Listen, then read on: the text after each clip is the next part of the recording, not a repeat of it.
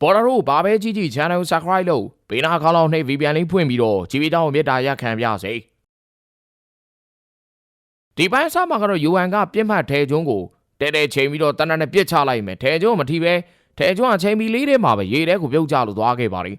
အဲ့တော့ထဲကျွန်းကတစ်ဖက်ကန်းကိုကူးလာခဲ့ပြီးတော့အနီးနားမှာရှိတဲ့စကန်တစ်ခုကနေဝစ်စားတွေခိုးဝစ်ခဲ့ပြီးမြို့ထဲကိုထွက်ပြေးလာခဲ့လိုက်ပါလိ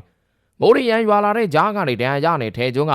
ရုံးချဲလျှက်စစ်ပစ္စည်းပြင်ဆိုင်လေးစီကိုအားတင်းပြီးတော့ရောက်အောင်သွားခဲ့ပါလိရုံးချဲဆိုင်ကိုရောက်ချိန်မှာပဲထဲကျွန်းလည်းအရန်ကိုအားနေပြီးတော့လဲကျသွားခဲ့တာကြောင့်ရုံးချဲကအိတ်ကန်ထဲကိုဆွဲခေါ်ပြီးတော့ဒဏ်ရာတွေကိုကုသပေးလိုက်ရပါလိဒါပေမဲ့တော့ UN ကအကျဉ်းသားတွေပြိုင်ပွဲမှာတေဆုံးသွားတဲ့ကိစ္စနဲ့ပတ်သက်ပြီးအထက်ကိုဘလို့တင်ပြမယ်ဆိုတာကိုထောင်မှုနဲ့စကားပြောဆိုနေခဲ့ပါလ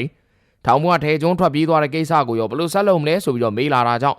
UN လည်းဒီကိစ္စကိုသူပဲလူမသိသူမသိဒိတ်စိတ်ဖြေရှင်းမှာမလို့ထောင်မှုဘက်ကဘာမှဝင်ပါပေးစရာမလိုကြောင်းကိုပြန်ပြောခဲ့ပါလိနောက်နေ့မနက်ကိုရောက်ချိန်မှာတော့ရုံးရှိမှာရောက်နေတဲ့ထဲကျွန်းကအတိတ်ကဖြစ်ရဆိုးတွေကိုအိမ်မဆိုးပြင်မြင်မှတ်ပြီးတော့အိမ်ပြော်ရာကနေနိုးလာခဲ့ပါလိရုံးရှိကအစင်းသိပြင်ပေးထားတဲ့မနက်စာယူလာခဲ့ပြီးတော့ထဲကျွန်းကလည်းရုံးရှိကိုမြင်ချင်းမနေညကအလံကြားဖြစ်သွားခဲ့ရင်တောင်းပန်ပါတယ်လို့ပြောလိုက်ပါလိရုံးရှိကတော့ထဲကျွန်းသူ့စီကိုခုလိုမျိုးအာကိုကြီးနဲ့ရောက်လာဝမ်းသာနေရမလို့ဘာမှမတွေးပဲတက်တောင်ပဲနေပါလို့ပြန်ပြောခဲ့ပါလိအဲ့တော့ရုံးရှိကဒီဟာရှေ့လျှောက်ဘာဆက်လုပ်ဖို့တွေးထားလဲဆိုပြီးတော့ထဲကျွန်းမေးလိုက်ပါလိထဲကျွန်းကဘာမှပြန်ဖြေနိုင်မဲ့တွေးဝင်နေခဲ့တာကြောင့်ရုံးရှိလည်းထဲကျွန်းမှာအထွေထူးစဉ်းစားတာမရှိရင်သူ့စီမှာပဲနေလို့ရအောင်ကိုပြောလိုက်ပါလိ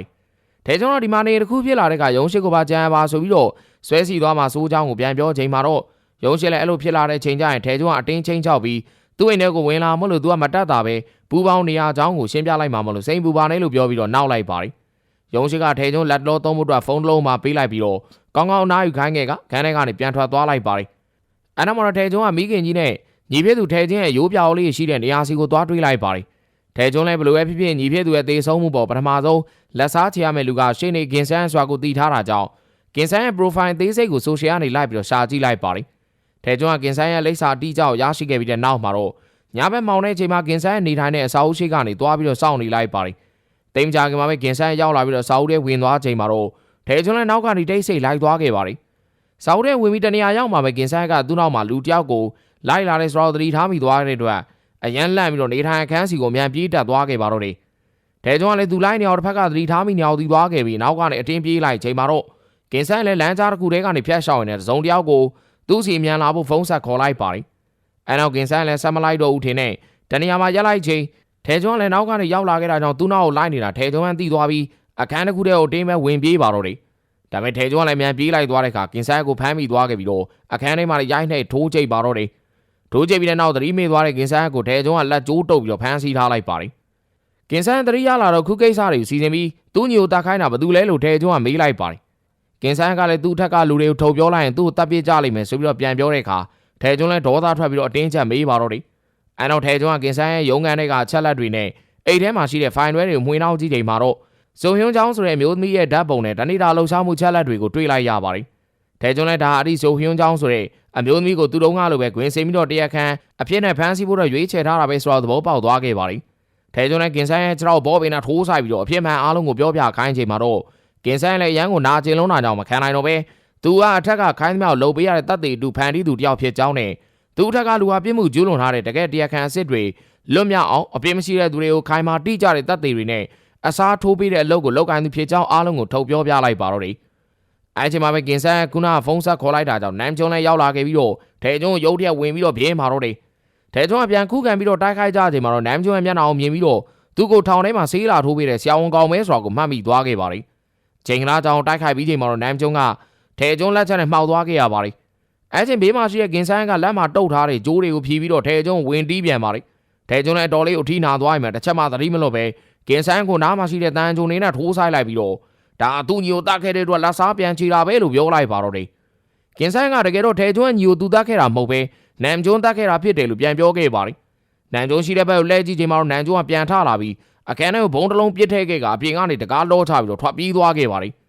ထဲကျွန်းလည်းပေါက်ကွဲဖို့အချိန်သိမ့်မလို့တော့မလို့ရှေ့မှာရှိနေတဲ့ဇုံဟွန်းချောင်းဆိုတဲ့မျိုးသမီးရဲ့ချက်လက်ဖိုင်ထဲကိုမြန်ယူပြီးတော့ပရင်းပေါက်ကနေခုံချလိုက်တာကြောင့်ချိန်မီလေးလွတ်မြောက်သွားခဲ့ရပြီးလူအုံမှာကင်ဆန်းကတော့ပေါက်ကွဲမှုတွေမှာပါသွားခဲ့ရပါပြီ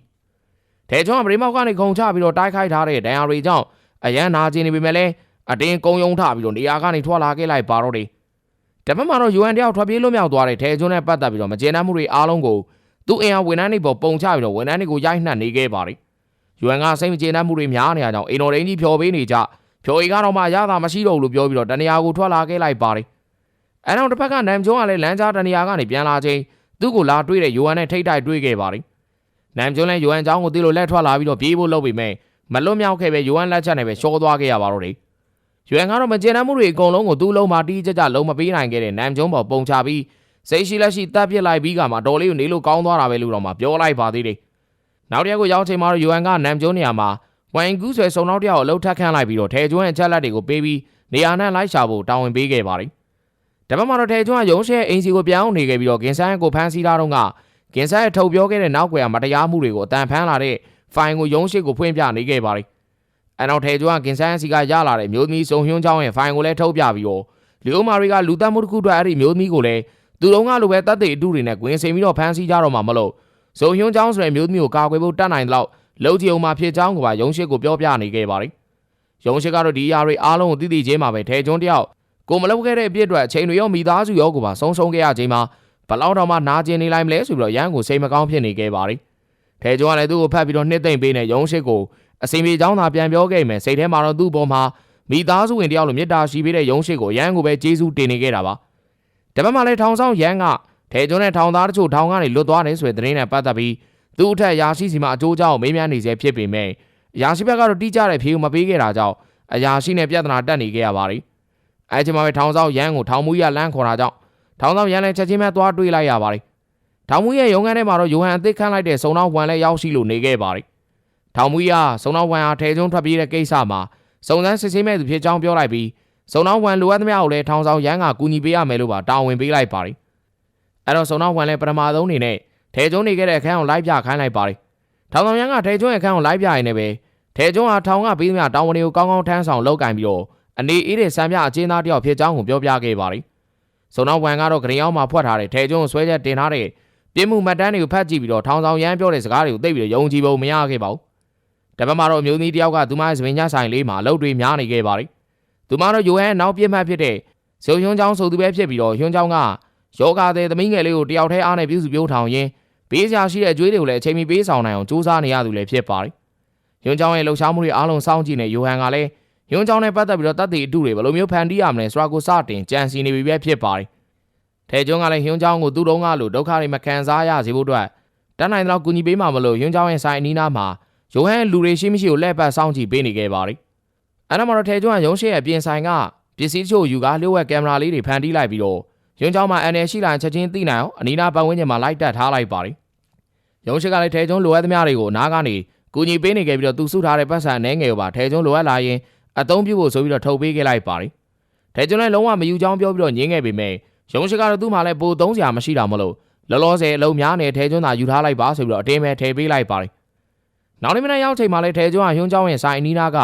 လူတွေမမြင်သားတဲ့နေရာမှာလျှို့ဝှက်ကင်မရာတွေကိုထပ်ပြီးတော့တပ်ဆင်ခဲ့ပြန်ပါတယ်။အဲ့ဒါမှတော့ယွန်းချောင်းရဲ့ဆိုင်ကိုဖက်ဖက်ကနေမြင်ကွင်းလဲစုံနေဖြစ်တာကြောင့်ယုံရှိအိမ်ကိုပြန်ပြီးတော့ကင်မရာမှတ်တမ်းကနေစောင့်ကြည့်နေခဲ့ပါတယ်။အဲ့ချိန်မှာပဲဆိုင်ထဲကနေအတန်ကြားလိုက်ရတဲ့အတွက်ထဲကျွန်းလဲအမြန်ထားကြည့်လိုက်ပါတယ်။ဆိုင်ထဲမှာတော့မိန်းကလေးတယောက်ကနေရာနဲ့လန်လောရှာပြီးတော့ကြောင်ကြားထဲကနေထွက်လာတဲ့ပတ်စံတွေကိုယူနေရကိုတွေးလိုက်ရပါတယ်။ထဲကျွန်းနဲ့မိန်းကလေးကိုတခိုးထင်တဲ့မိန်းကလေးလက်ထဲကပတ်စံတွေကိုပြန်ဆွဲယူလိုက်ပြီးတော့တခြားလောက်ကင်ပေါက်ဝေးပြီးတော့ဆုံးမလိုက်ပါတယ်။အဲ့ချိန်မှာယုံရှိလဲပြန်အောင်လာခဲ့ပြီးတော့ယုံရှိရောက်လာမှာပဲမိန်းကလေးကတခြားသူမဟုတ်ပဲယုံရှိရဲ့သမီးဖြစ်သူဆိုတာကိုထဲကျွန်းနဲ့သိလိုက်ရပါတယ်။အဲ့တော့ယုံရှိရပဲသမီးဖြစ်သူအွန်ဘီနဲ့ထဲကျွန်းတို့ကိုမိတ်ဆက်ပေးလိုက်ပြီးမဲ့အွန်ဘီကတော့သူမကိုသမီးလို့မခေါ်ပါနဲ့ဆိုပြီးစိတ်ပြတ်တဲ့ပုံစံနဲ့ပြန်ပြောခဲ့ပါတယ်။ထဲကျွန်းကဘူးမသိပန်းမသိနဲ့တခိုးထိန်ပြီးတော့တစ်ချက်ဝင်တီးမိတဲ့အတွက်ယုံရှိနဲ့အွန်ဘီကိုရမ်းမဲ့အားနာနေခဲ့ရပါတယ်။အဲ့လိုနဲ့စကားပြောနေကြတော့မှပဲအွန်ဘီကအပြင်ကိုထွက်သွားခဲ့ပြီးတော့ထဲကျွန်းလည်းသူ့နောက်ကိုခဏလိုက်ခဲ့ဆိုပြီးတော့ခေါ်သွားခဲ့ပါတယ်။ထဲကျွန်းလည်းအွန်ဘီရဲ့နောက်ကိုလိုက်သွားပြီးတော့လမ်းကြားတနေရာကိုရောက်မှာတော့စောစောကသူ့လို့ရဲ့အတွက်တောင်းပန်စကားပြောလိုက်ပါတယ်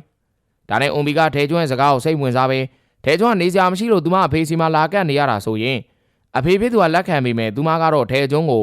အိမ်လာကနေနဲ့တပတ်ကို1 2သိန်းခွဲတောင်းယူမှာဖြစ်ကြောင်းကပြန်ပြောခဲ့ပါတယ်။ထဲကျွန်းလည်းရုတ်တရက်ပြောလာတဲ့အွန်ဘီရဲ့စကားကြောင့်နေငယ်ကြောင်သွားခဲ့ပေမဲ့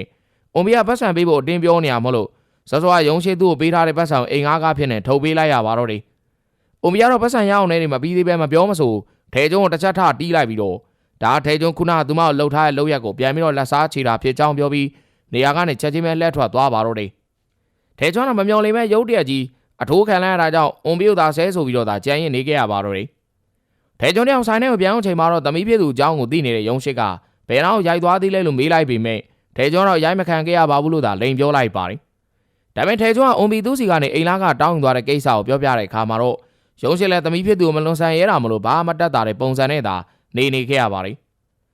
တပတ်မှာတော့စုံတော့ဝန်ကထောင်ဆောင်ရန်ကိုခေါ်ပြီးတော့ပောက်ကွဲမှုကြောင့်တေဆုံးသွားတဲ့ရှင်နေကင်ဆိုင်ရဲ့အလောင်းကိုသွားပြီးတော့ကြည့်နေခဲ့ပါတယ်စုံတော့ဝန်ကခင်းဖြစ်ပွားတဲ့အစာအုပ်နားမှာ CD မှတ်တမ်းတွေကနေ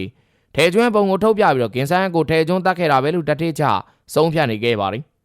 ထောင်ဆောင်ရန်ကတော့စုံတော့ဝန်ပြတဲ့ပုံကတိတ်မကြည်တာမလို့ထဲကျွန်းလို့တော့ကျင်းသိပေါကြီးပြောလို့မရနိုင်ကြောင်းပြောလိုက်တဲ့အခါစုံတော့ဝန်ကတော့သူကထဲကျွန်းမတော်ဆမြင်တာနဲ့မှတ်မိနေတာမလို့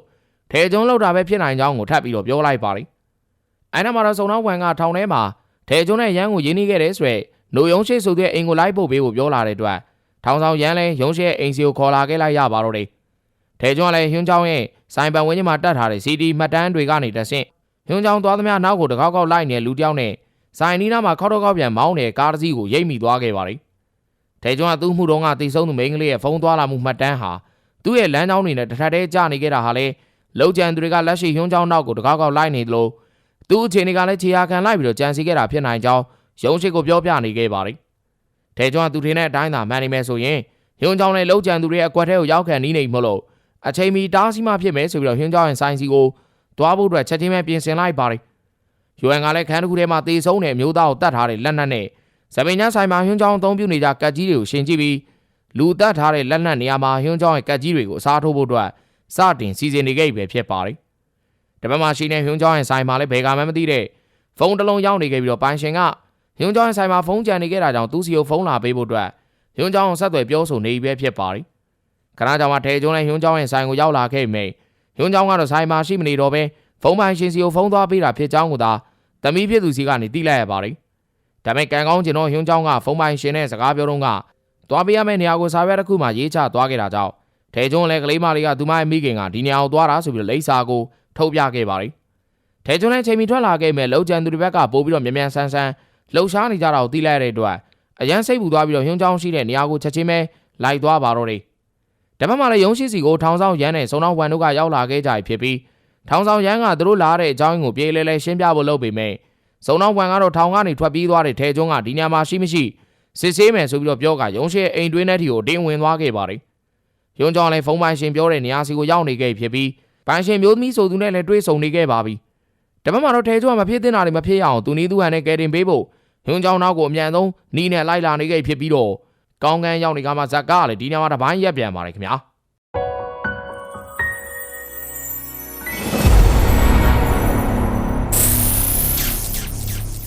ဟုတ်ကဲ့ပါအားလုံးပဲဒီနေ့အတွက်တင်ဆက်မှုကဒီလောက်ပါပဲနောက်နေ့မှာပိုင်းဆက်တွေနဲ့ပြန်တွေ့ပါမယ်ခင်ဗျာအားလုံးကိုကျေးဇူးထူးပဲတင်ပါတယ်